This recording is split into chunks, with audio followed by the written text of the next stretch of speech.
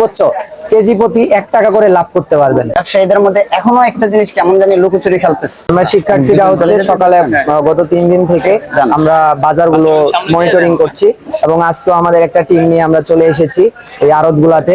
আমরা যে জিনিসগুলো দেখলাম সেটা হচ্ছে যে আপনার মানে আড়তগুলাতে মূল সমস্যা তারা সিন্ডিকেট ভাঙতেছে না। এই জন্য হচ্ছে যারা খুচরা বিক্রেতা তারা হচ্ছে ওইখান থেকে বেশি দামে কিনছে এবং এইখানেও তারা মানে সাধারণ মানুষদের কাছে বেশি দামে বিক্রি করছে। আর এই বাজারে হচ্ছে আগে অনেক চাঁদাবাজি হতো, কিন্তু এখন আমরা গতকাল রাত 2টায় হচ্ছে কারওয়ান বাজারে আমরা একটা দল নিয়ে মনিটরিং করেছি। অনেক ব্যবসায়ীদের অ্যানাউন্স দিয়ে গেছি যে তারা যেন কোনো চাঁদা কাউকে না দেয়। তারা আমাদেরকে আশ্বাস দিয়েছেন যে আপনারা শিক্ষার্থীরা যদি আমাদের পাশে থাকে তাহলে আমরা অবশ্যই শিক্ষার্থীরা যদি আমাদের পাশে থাকে তাহলে আমরা কাউকে চাঁদা দিব না।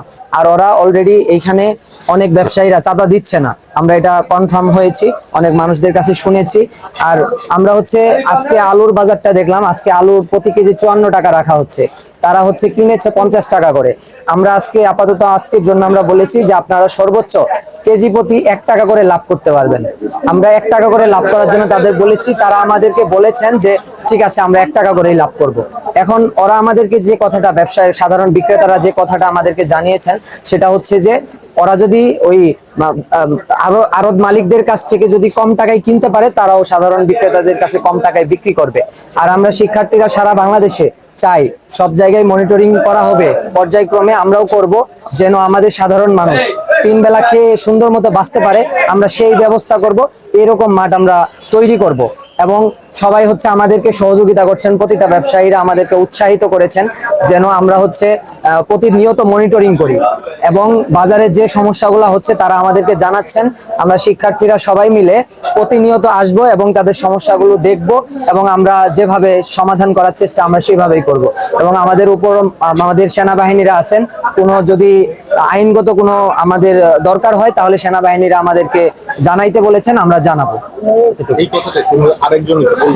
একটা মেয়ে আমরা অবশ্যই ভাই আমাদের থেকে আমরা চেষ্টাটা চালিয়ে যাচ্ছি, তারপরেও আমাদের পরে তো অবশ্যই আইন শৃঙ্খলা বাহিনী আছে। যেহেতু আমাদের মাঠে এখন মাঠ পর্যায়ে কোনো আইন শৃঙ্খলা বাহিনী নেই, সেই ক্ষেত্রে আমরা এই জিনিসটা আমাদের বৈষম্য বিরোধী আন্দোলনের মাধ্যমে আমরা এই স্টুডেন্ট এই জিনিসটা অর্জন করছি, সেই ক্ষেত্রে আমরা এটাকে তদারকি করে যাচ্ছি। যেখানে আমরা না পারবো, যেখানে এর থেকে ভালো ফুল লেভেলের কোনো স্টেপ নিতে হবে সেখানে আমাদের সেনাবাহিনী আছে, আমাদের সাথে সর্বক্ষণ তাদের সাথে যোগাযোগ আছে।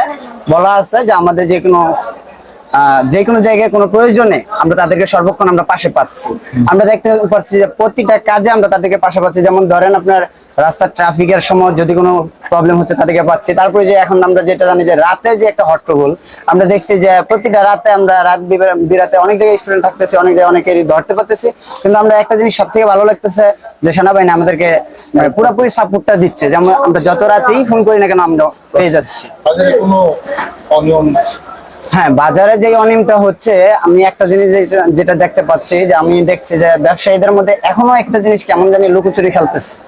সেটা হচ্ছে যে দামের যে বিষয়টা, আমরা যখন একটা দাম এক জায়গায় জিজ্ঞেস করি আরেক জায়গায় যারা দামটা আরেক রকম হচ্ছে, তখন জিজ্ঞেস করলে যেমন এই যে এটাই আমরা এখানে দেখতেছি পাইকারি আড়ত, তো এখানে অনেক জায়গায় আমরা 54 টাকা লেখা দেখতেছি, অনেক জায়গায় 52 টাকা বলতেছে। যখন প্রশ্ন সম্মুখীন হয় তখন তারা বলতেছে যে এটা খুচরা রেট।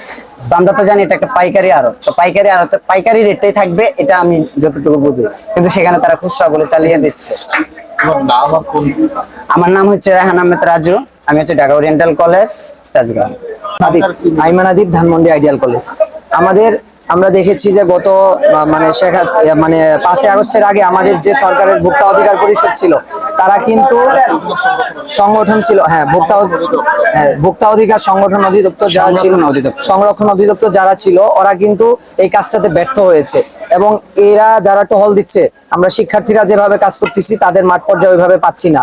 আমরা চাই ভোক্তা অধিকার সংরক্ষণ আমাদের সাথে আসুক এবং তারাও আমাদের সাথে কাজ করুক। আমরা শিক্ষার্থী প্লাস সরকারের যে সংগঠন আছে সেগুলো মিলে আমরা কাজ করে আমরা চাই এই সিন্ডিকেটটা ভাঙবো দ্রুত। সাধারণ মানুষদের আমরা এমন একটা পরিস্থিতি তৈরি করে দিব যেন তাদের এই দ্রব্যমূল্যের দামে তাদের কোনো মানে অসহনীয় পর্যায়ে চলে না যায়।